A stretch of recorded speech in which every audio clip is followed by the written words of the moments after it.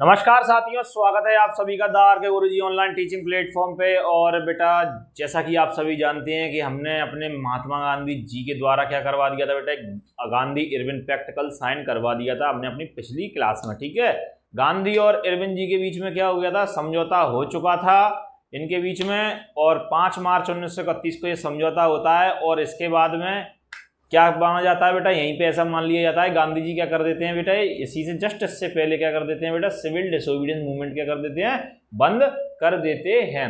अब हमारी जो एनसीईआरटी किताब है हमसे क्या कह रही है, हमारी एनसीईआरटी किताब हमें बता रही है जिस प्रकार से बेटा नॉन कोऑपरेशन मूवमेंट में या असहयोग आंदोलन में, या वहाँ पे हमने अलग अलग अपने देश की स्थितियां देखी थी कि मतलब अलग अलग क्लासेस देखी थी कि भाई कंट्री साइड में क्या स्थिति थी, टाउन्स में क्या स्थिति थी, तो उसी प्रकार से सिविल डिसोबीडियंस में मूवमेंट में भी हम क्या करेंगे, अब यहाँ पढ़ेंगे कि किस वर्ग की, किस क्लास की, किस समुदाय की क्या स्थिति बन रही थी उस समय पर। ठीक है, तो इसके बारे में क्या है हमें अपनी इसमें टॉपिक में जो है पढ़ना है। ठीक है, इतनी सी कहानी मेरे प्यारे साथियों आप सभी को समझ में आ गई होगी। ठीक, अब पहले मैं गांधी इरविन वाले समझौते को क्या करता हूँ, यहाँ पे समझाना चालू करता हूँ। पीछे कल अपन ने वहीं पे छोड़ दिया कि भैया साइन हो गया, साइन के आगे इसमें हुआ क्या क्या था पहले वो चीज समझाएंगे। ठीक है, क्या बोलना है बेटा, गांधी इरविन पैक्ट। ठीक है, क्या बोलना है बेटा, गांधी इरविन पैक्ट। ठीक है, गांधी इरविन समझौता कब हुआ था बेटा, डेट याद रखना इसकी इंपॉर्टेंट है बेटा। कब हुआ था बेटा, 5 मार्च 1931। ठीक है, क्या बोलते हैं इसको, गांधी इरविन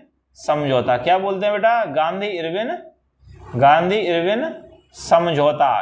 ठीक है, गांधी इरविन समझौते के नाम से जो है जाना जाता है। ठीक है, पैक्ट है ये। ठीक है, अब देखो भाई साहब क्या था इस पैक्ट के अंदर, इस पैक्ट के अंदर था क्या क्या इरविन ने बोला था गांधी जी को कि क्या करना पड़ेगा आपको, सेकंड राउंड टेबल में क्या करना पड़ेगा बेटा, आपको सेकंड राउंड जो टेबल है ना उसमें क्या करना पड़ेगा बेटा, पार्टिसिपेट। क्या करना पड़ेगा बेटा, पार्टिसिपेट जो है करना पड़ेगा। ठीक है, यानी द्वितीय जो गोलमेज सम्मेलन है, क्या बोला बेटा, द्वितीय गोलमेज सम्मेलन है। क्या है बेटा, द्वितीय गोलमेज सम्मेलन है, उसमें क्या करना पड़ेगा बेटा, भाग लेना पड़ेगा। ठीक है, गांधी जी इसके लिए मान गए। ठीक है भैया, हम भाग ले लेंगे। ठीक है, और क्या बोला, अब बदले में गांधी जी भी तो बोलेंगे ना कुछ अपनी डिमांड रखेंगे। तो गांधी जी ने क्या डिमांड रख दिया था इन लोगों के, किसके, इरविन के सामने, कि आप क्या करोगे, जो कांग्रेस के जो लीडर है ना जिनको तुमने क्या कर रखा है भाई साहब, अरेस्ट करके रखा हुआ है, उनको क्या कर दोगे भाई साहब, रिलीज कर दोगे। ठीक है, उनको क्या कर दोगे, रिलीज कर दोगे। ठीक है, मतलब छोड़ दोगे। ठीक है, तो क्या बोला बेटा, क्या बोला यहाँ पे गांधी जी ने,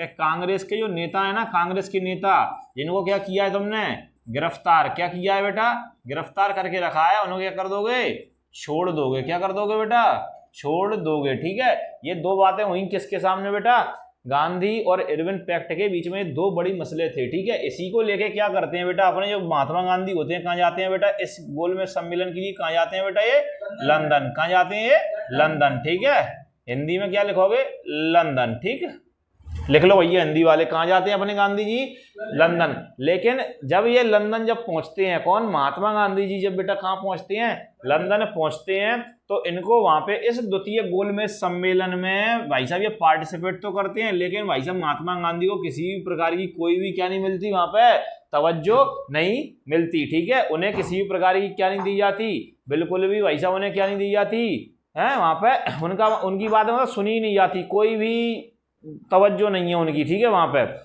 अहमियत नहीं दी जा रही उन्हें बिल्कुल भी गांधी जी को।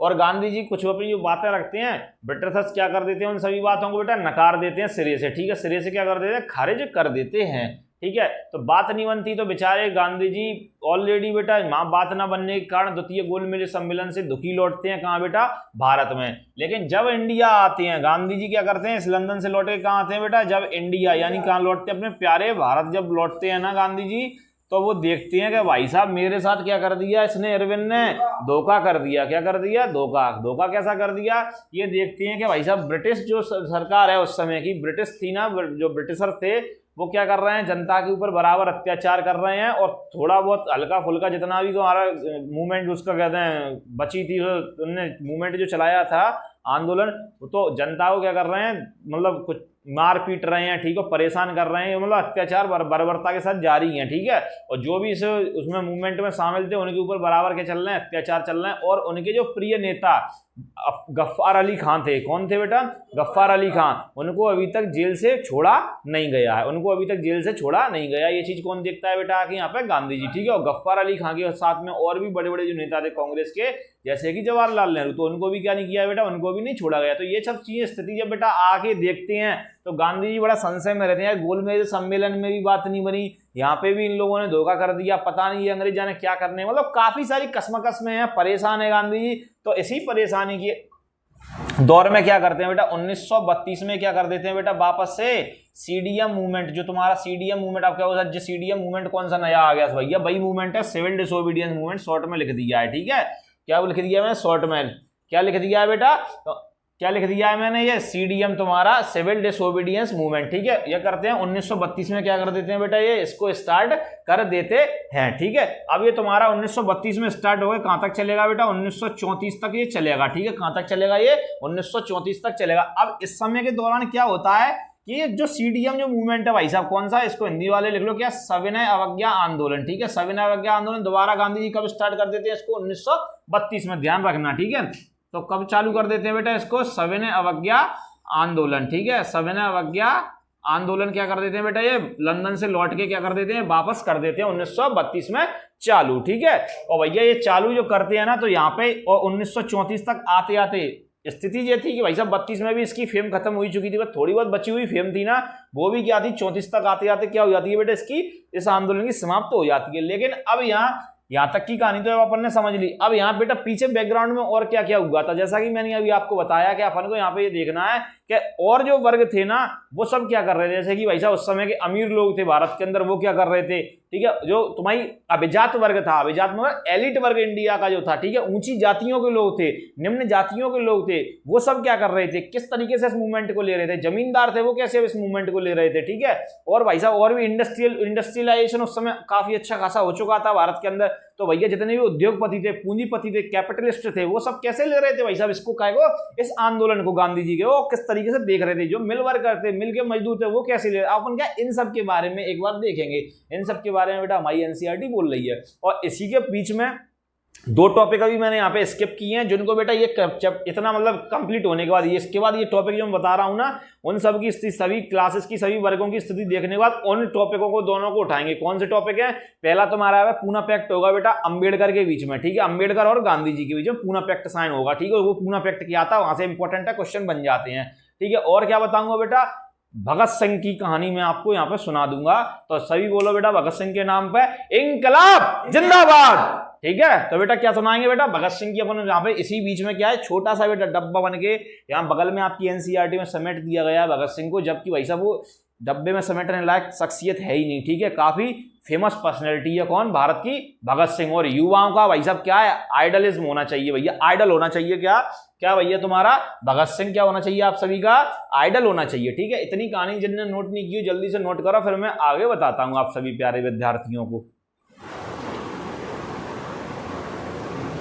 हाँ तो बेटा यहाँ तक की कहानी आप सभी प्यारे भाइयों को समझ में आ गई होगी, ठीक है। अब बढ़ते हैं बेटा अपन आगे की तरफ, ठीक है। आगे की तरफ क्या बढ़ना है, अपन ने क्या करना है इसमें, अपन देखेंगे एक करके rich people, poor people, peasant वगैरह, इंडस्ट्रियलिस्ट, इन सभी को क्या अपन देखेंगे एक एक करके, ठीक है। तो भैया देखते हैं। तो पहले देखेंगे अपन रिच पीजेंट्स के बारे में, यानी कि जो भाई साहब क्या उस समय के जो भाई साहब कैसे जो अमीर किसान थे, ठीक है, रिच पीजेंट्स थे ना उस समय के, उनके बारे में जो है अपन देखेंगे। इनमें स्पेशली वैसे जो नाम आता है किस किस का आता है, यहाँ पे दो नाम याद रखना बेटा, गुजरात के, ठीक है, किसका नाम आता है बेटा? गुजरात के कौन? पाटीदार। किसका नाम आता है बेटा?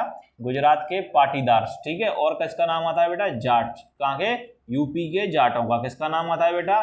यूपी के जाट्स का, ठीक है। किसका नाम आता है बेटा? यूपी के जाट्स का नाम यहाँ पे आता है, ठीक है। किसका नाम आता है बेटा रिच किसानों में, रिच पीजेंट्स में? तुम्हारा रिच किसान तुम्हारा भैया यहाँ पे हिंदी में लिख लो क्या? अमीर, क्या लिखोगे बेटा? अमीर कृषक, ठीक है। अमीर कृषक या फिर अमीर किसान, ठीक है, ठीक है, या फिर धनी, ठीक है। यहाँ पे किसका नाम आता है बेटा? गुजरात के पाटीदार। किसका आता है बेटा? गुजरात में एक पाटीदार नाम के कौन रहता है बेटा? व्यक्ति यहाँ पे रहते हैं। कौन रहता है बेटा? पाटीदार नाम के यहाँ पे क्या रहते हैं बेटा? व्यक्ति, ठीक है। और क्या भाई साहब? उत्तर प्रदेश। किसका नाम आता है बेटा यहाँ पे? उत्तर प्रदेश, ठीक है। उत्तर प्रदेश के किसका नाम आता है बेटा? जाटों का। किसका नाम आता है बेटा? जाटों का, ठीक है। इतनी कहानी आप लोगों को समझ में आ रही होगी। अब क्या था कि जब आप गांधी जी ने बेटा जब ये मूवमेंट जब चालू किया तुम्हारा सविनय अवज्ञा आंदोलन जब इन्होंने चालू किया या शुरू किया तुम्हारा, और आपका बेटा सिविल डिसोबीडियंट मूवमेंट जब इन्होंने शुरू किया, तो ये लोग क्या थे बेटा, गांधी जी के समर्थन में थे। किसके समर्थन में थे बेटा, गांधी जी के या फिर इस मूवमेंट के समर्थन में थे। ठीक है, अब ये समर्थन में क्यों थे, कारण क्या था भैया, कोई व्यक्ति अगर समर्थन में आ रहा है ना तो कुछ ना कुछ तो कारण रहा होगा, ये चीज ध्यान रखना। गांधी जी ने अपनी तिगड़ी लगा के तिगड़म लगा के उन्होंने नमक एक पॉइंट तो निकाल लिया था वहां पे, ठीक है, वो तोड़ने के लिए कानून, लेकिन फिर भी लोग कहीं ना कहीं क्या कर रहे थे, इसमें भी अपनी बेटा पर्सनल चीजें देख के चल रहे थे। समझ में आया? तो भैया अपन वही उन्हीं के बारे में बात करेंगे कि किस प्रकार से कि किस किस ने अपनी पर्सनल चीजें देखी। ठीक है, और एक चीज और, इस सीडीएम मूवमेंट में यानी सिविल डिसोबीडियंस मूवमेंट सविनय अवज्ञा आंदोलन में सबने भाग तो लिया, लेकिन 2 वर्ग फिर भी ऐसे थे भारत के अंदर जिनने बेटा बिल्कुल भी भाग नहीं लिया। ठीक है, उनके बारे में अभी आपको आगे बताऊंगा। ठीक है, उधर 2 वर्ग कौन से थे, पेट में हजम नहीं हो रही होगी ना बात के साथ, 2 वर्ग कौन से रह गए। तो भैया पहला वर्ग था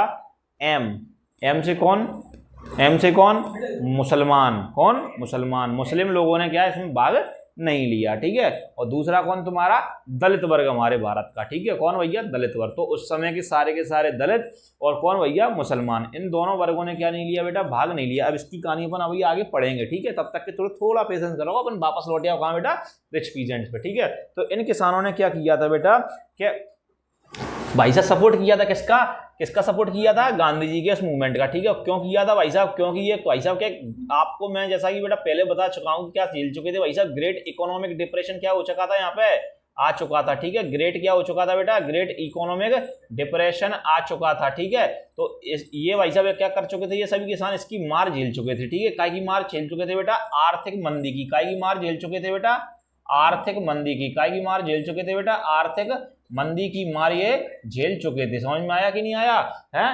आर्थिक मंदी की ये क्या मार झेल चुके थे। तो इसकी मार झेलने के कारण, इस आर्थिक मंदी की बेटा मार झेलने के बाद क्या हुआ था, इन लोगों की जो क्रॉप्स थी ना, जो क्रॉप्स थी, क्रॉप्स क्या हो सर, क्या होता है बेटा, क्रॉप्स फसलें, क्या थी बेटा, फसलें, फसलों को क्या हो गया था बेटा, इनकी को क्या हो गया था, फसलों को भाई साहब क्या हो गया था, नुकसान पहुंच गया था। क्या हो गया था बेटा, नुकसान पहुंच गया था, मतलब जितनी फसल इनकी पास आनी चाहिए थी उतनी फसल क्या नहीं हुई थी बेटा, इनकी नहीं आई थी। और यहाँ पे और एक चीज और क्या हुई थी, नुकसान होने के साथ साथ भाई साहब इसकी जो प्राइस थी, किसकी प्राइस भाई साहब, फसलों की प्राइस, मतलब कीमतें थी। ठीक है, क्या बेटा, कीमतें थी। ठीक है, क्या था हमारा, कीमतें। ठीक है, कीमतें भी क्या हो गई थी बेटा, डाउन हो गई थी। ठीक है, क्या हो गई थी बेटा, डाउन। जितने भी इनकी बेटा एग्रीकल्चर गुड्स थे, मतलब कि खेती बाड़ी वाला जितना भी संबंधित सामान था ना, सबकी कीमतें क्या हो गई थी बेटा, गिर गई थी। इस कारण से इन लोगों को ना बेटा बहुत घाटा हो गया था।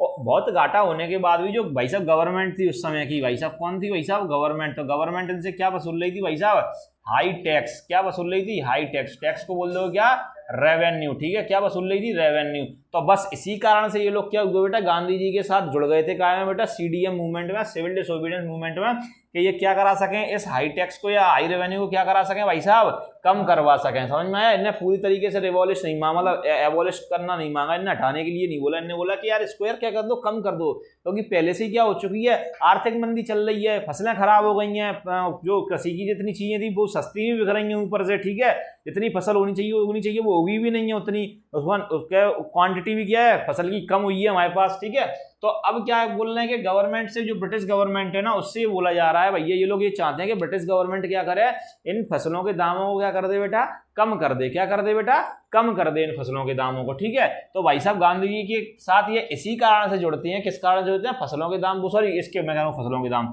ये जो हाई टैक्स है ना तुम्हारा, या हाई रेवेन्यू है, उसको क्या कर जाए बेटा, कम कर जाए। राजस्व जो लग रहा है ना, राजस्व उस पर लग रहा है, जो कर जो लग रहा है, टैक्स को क्या बोलोगे, कर बोलोगे, जो कर लग रहा है ना, राजस्व कर जो लग रहा है वो क्या हो जाए बेटा, कम हो जाए। इस कारण से ये लोग क्या हो गए बेटा, जुड़ गए, जो जितने भी भैया रिच पीजेंट में 2 नाम दिए हुए हैं स्पष्ट रूप से आपकी किताब में, गुजरात के पाटीदार और यूपी के जाट। ठीक है, इन्होंने क्या हुआ, खूब धूम धड़क्के से क्या भाई साहब सपोर्ट किया गांधी जी का।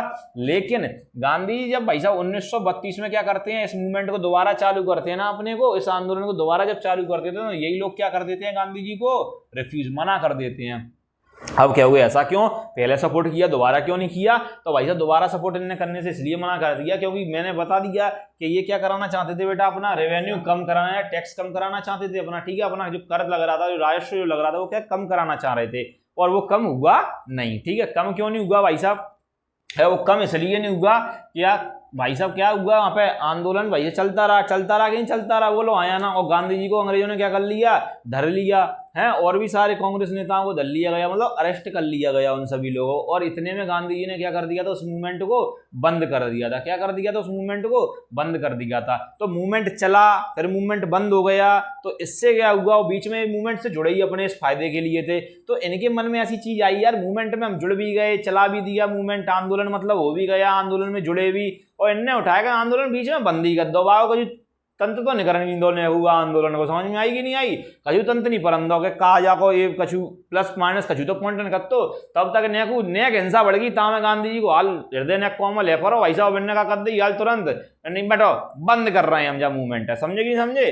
तो ये क्या हो चुके थे, हतोत्साहित हो चुके थे, इन्हें यूँ कही थी चलन दे को मतलब नाना पर, ठीक है। इसलिए क्या कर दिया इन्हें, वैसा इनसे गांधी जी से क्या कर दिया था, मना कर दिया था कि भाई आप अपना मूवमेंट अपने हिसाब से देखिए, अपना आंदोलन क्या चलाओ, हमें बख्शो बस। समझ में आई कि नहीं आई। जो ये बात कौन ने बोली, रिच पीजेंट ने। लिखना हो जल्दी से बेटा लिखो, देखते हैं कहानी को आगे। तो बेटा ये अपन ने रिच पीजेंट्स यानी जो अमीर कृषक थे, ठीक है, जो कृषक कैसे थे ना, थोड़े अमीर किस्म के थे ना, उनके बारे में क्या अपन ने यहाँ पे जानकारी देख ली। अब अपन देखेंगे इनके बारे में बेटा गरीब किसानों के बारे में, ठीक है।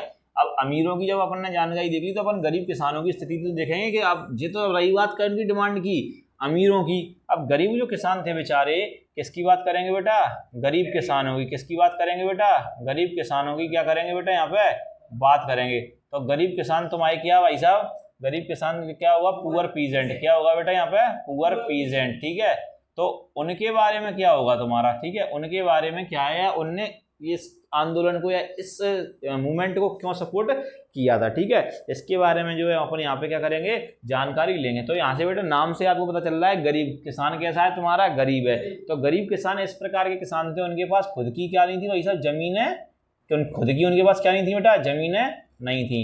तो जमीनें जब नहीं थी तो क्या करते थे, ये जमीनों को किराए पे लेते थे। क्या करते थे, ये जमीनों को किराए पे, किराए पे लेंगे किससे बेटा, लैंडलॉर्ड से। किससे लेंगे बेटा, लैंडलॉर्ड से, ठीक है। लैंडलॉर्ड्स कौन होते हैं बेटा, जमींदार। लैंडलॉर्ड का मतलब क्या होता है बेटा, जमींदार, ठीक है। तो इन जमींदारों पे ना बहुत ज्यादा जमीनें होती हैं, उनकी जमीनें क्या पे लेते थे ये लोग भाई साहब, किराए पर, ठीक है। जमीन को क्या बोलोगे, लैंड। क्या बोलोगे जमीन को, लैंड, ठीक है। लैंडलॉर्ड से क्या ले लेते बेटे, इनके लैंड जो है किराए पे, रेंट पे जो है ले लिए जाते थे। किराया माने तुम्हारा क्या होता है बेटा यहाँ पे, रेंट, ठीक है। रेंट पे जो है इनको ले लिया जाता है, ठीक है। अब क्या होता है कि जब इनको रेंट पे जब लोग है, किराए पे लोगों के किसी व्यक्ति से अपन कुछ किराए पे लेते तो उसको पैसा चुकाना पड़ेगा कि नहीं चुकाना पड़ेगा।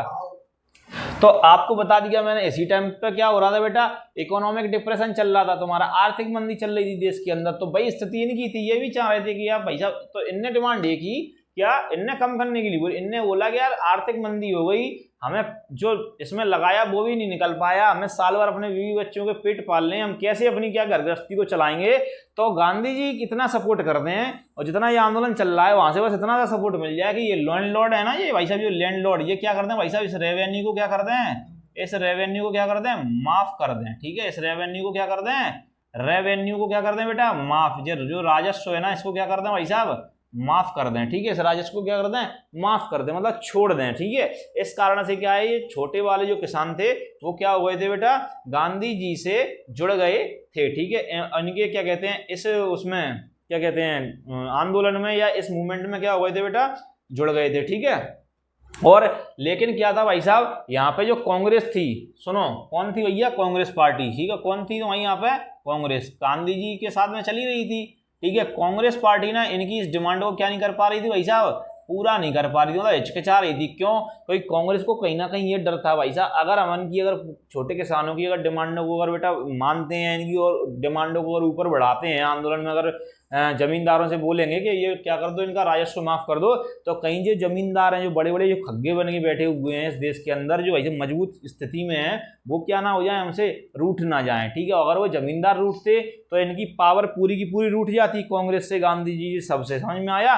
तो भैया जो कांग्रेस थी ना, ये बिल्कुल भी इनको क्या नहीं करती, सपोर्ट नहीं करती, किसको, छोटे किसानों को, ठीक है। जितने भी छोटे किसान थे, जितने भी पुअर के पीपल थे तुम्हारे, पुअर किसान थे, गरीब किसान थे, उनके आंदोलन, मतलब उनकी ये सोच को या उनकी इस डिमांड को बिल्कुल भी सपोर्ट यहाँ पे इस आंदोलन में नहीं किया जाता। किसके द्वारा बेटा, कांग्रेस के द्वारा। कांग्रेस स्पष्ट रूप से मना कर देती है कि हम इस डिमांड को बिल्कुल भी नहीं उठाएंगे क्या में, इसमें आंदोलन में। समझ में आया कि नहीं आया?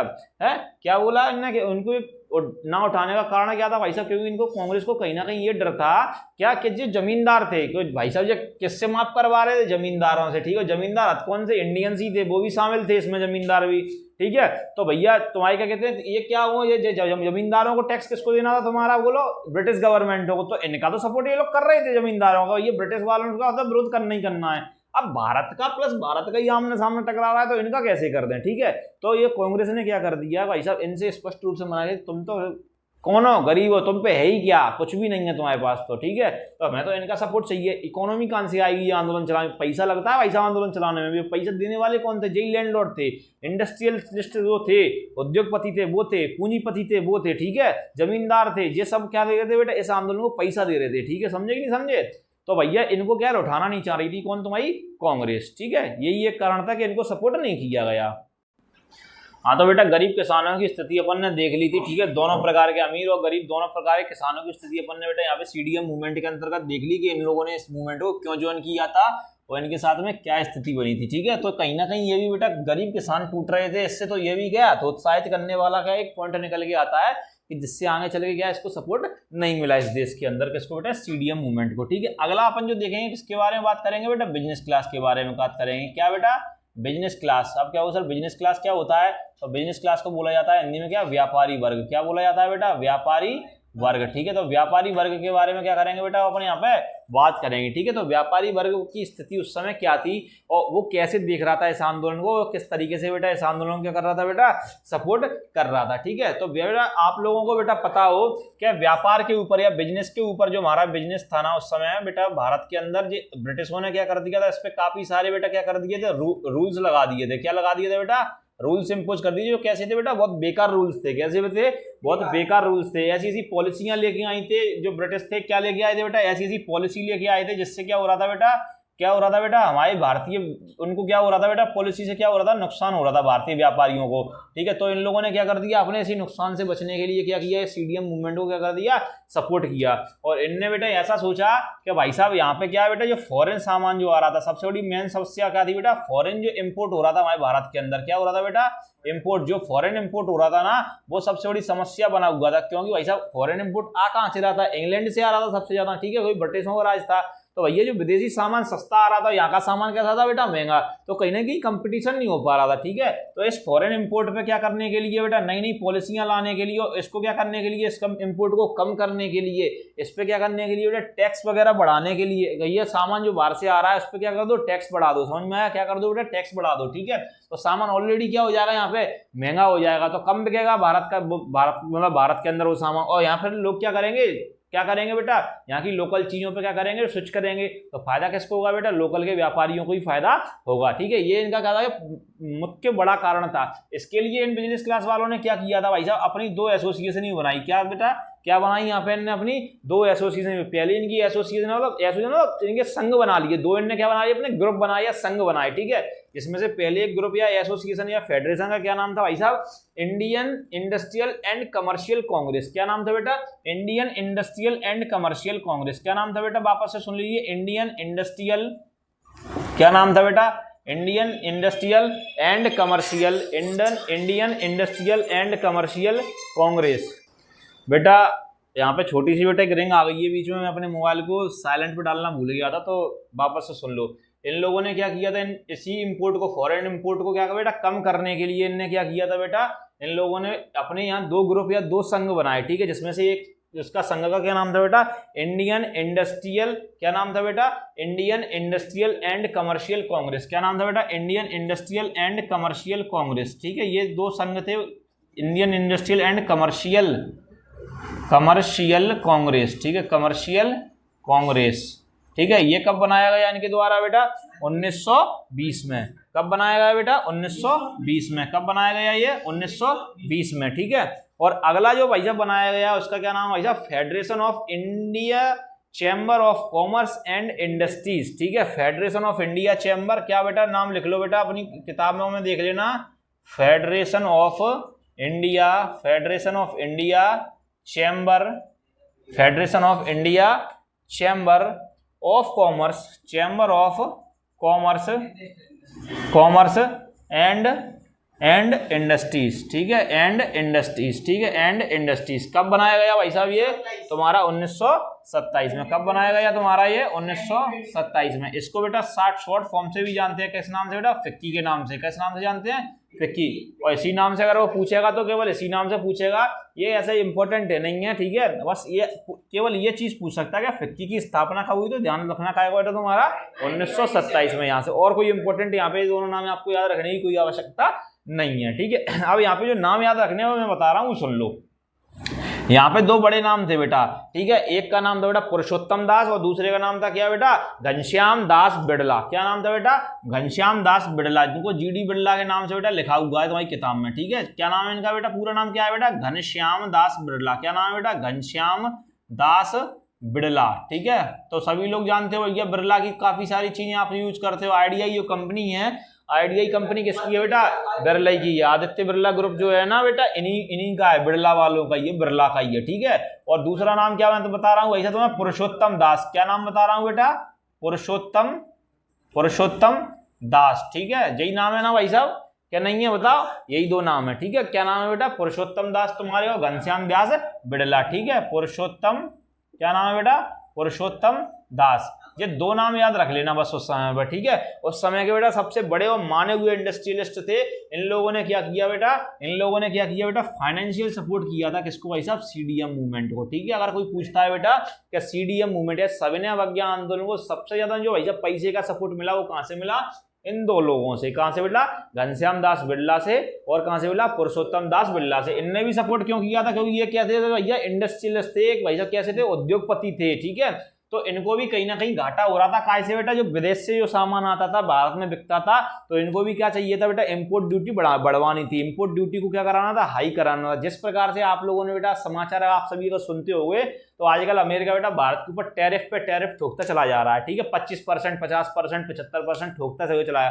तो क्या है वो टैरिफ ड्यूटी, क्या पूरे दुनिया के अंदर क्या भारत की स्थिति बिगड़ रही है, नहीं। अब लोग जानते नहीं है, तो भैया अमेरिका चिल्लाते रहते हैं लोग, ठीक है। तो टैरिफ ड्यूटी क्या होती है, अपन चाहे अपन भी अमेरिका के ऊपर टैरिफ ड्यूटी ठोक सकते हैं, समझे कि नहीं समझे। कोई एक देश में सामान आना और जाना, ठीक है, और उससे देश के जैसा मान लीजिए अपना इंडिया है, अमेरिका की अपन एग्जांपल लेके समझाता हूं मैं आपको। तो अपने यहां से सामान कहां गया बेचने के लिए, अमेरिका के अंदर। तो अमेरिका क्या कर रहा है, अमेरिका ने भैया टैरिफ ड्यूटी कितनी से उठा दी भैया, 25% से लेकर कितना कर दिया उसको, 50% कर दिया। कितना कर दिया, 50%। अब जो टैक्स उसके ऊपर है, सामान मान लो यहां से कितना गया, 100 रुपए का, ठीक है, और वहां पे उस पर 100 रुपए कितनी लगी, उसकी कीमत के हिसाब से 25%। सामान वहां पे कितना बिकना चाहिए, 125 रुपए का, ठीक है, और वहां कुछ मुनाफा वगैरह भी कमाएगा वो व्यक्ति, तो मतलब 150 रुपए का सामान बिक रहा होगा, ठीक है, अमेरिका के अंदर, और उसने उसको क्या कर दिया, टैक्स को दोगुना कर दिया। तो वो और भारत के बारे में, तो अमेरिका करता है बेटा टैरिफ ठोकता है क्या के ऊपर, इंडिया के ऊपर, ठीक है। तो 25% से 50% कर दिया, 50 से 65 कर दिया, 70 कर दिया, 75 कर दिया। तो जितने परसेंट बढ़ाता जाएगा उतनी परसेंट क्या होगा, टैक्स पे सामान जो बिक रहा होगा उस देश के अंदर जाके उस पर बढ़ता चला जाएगा, ठीक है।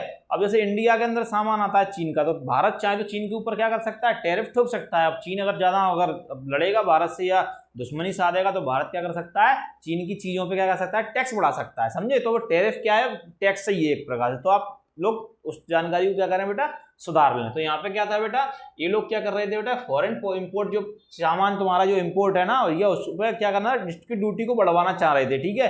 जिससे क्या हो, क्या विदेशी सामान क्या हो जाए, महंगा हो जाए भारत के अंदर, और यहाँ का बेटा जो लोकल का जो सामान है वो क्या हो, चल सके इंडिया के अंदर, क्योंकि ये कम्पिटिट नहीं कर पा रहे थे उस वाले सामान को। इस कारण से क्या, ये इंडस्ट्रियल वर्ग जो सॉरी तुम्हारा जो बिजनेस क्लास थी तुम्हारी, वो क्या कर रही थी तुम्हारी, ये सपोर्ट कर रही थी इस आंदोलन को। इन लोगों ने क्या कर दिया बेटा, फाइनेंशियल सपोर्ट किया था इसको, ठीक है, आर्थिक सहायता दी थी, ठीक है, इस तुम्हारे आंदोलन को, सविनय अवज्ञा आंदोलन, ठीक है। अब इसके आगे अपन जो जानकारी लेंगे बेटा, इंडस्ट्रियल क्लास की जानकारी लेंगे या फिर इंडस्ट्रियल वर्किंग क्लास की जानकारी, मतलब जो इसमें मिलों में और इंडस्ट्रियों में, उद्योगों में जो मजदूर थे काम करने वाले, उनके बारे में अपन यहाँ क्या करेंगे, जानकारी लेंगे। इसके बाद फिर देखेंगे हम क्या, कि गांधी जी और भीमराव अंबेडकर के बीच में बेटा जो पूना पैक्ट जो साइन होता है वो क्या था, पूना पैक्ट, और कितना इंपॉर्टेंस है उसका हिस्ट्री के अंदर, ठीक है। और इसके बाद फिर आपका क्या होगा बेटा, चैप्टर बेटा आगे धीमे धीमे क्या होगा बेटा, लास्ट पॉइंट आपका बचेगा कि किस प्रकार से नेशनलिज्म की भावना उत्पन्न हुई लोगों के अंदर, इन सब के बारे में जो अपन पढ़ेंगे। और बीच में यहाँ पे बेटा अपन 2 टॉपिक और पढ़ लेंगे इसके बाद में, छोटे से क्या, क्या भैया, एक तो भगत सिंह के बारे में उन्होंने कौन सी पार्टी बनाई, क्या किया, छोटा सा इसमें डिस्क्रिप्शन दिया हुआ है, तो उसके बारे में जानकारी लेंगे। और बेटा एक क्वाइट इंडिया मूवमेंट के बारे में जो है हम यहाँ जानकारी लेंगे इसी चैप्टर के अंदर, और फिर उसके बाद होगा हमारे चैप्टर फिनिश। तो आगे की मुश्किल से 1 या 2 क्लासें और लगेंगी जिस चैप्टर को फिनिश होने में। तो जुड़े रहिए हमारे चैनल द आर.के. गुरुजी से और पढ़ते रहिए। और जहाँ तक बेटा अभी बच्चों ने शेयर नहीं किया हो ना इस वीडियो, तो प्लीज़ निवेदन है सबसे शेयर कर दीजिए, और जिनने अभी तक सब्सक्राइब नहीं किया है सब्सक्राइब कर लीजिए, और वीडियो को लाइक जरूर कर देना भाइयों बहनों, ठीक है। तो मिलते हैं अपनी अगली वीडियो में, तब तक के लिए शुभ रात्रि, जय सिया राम।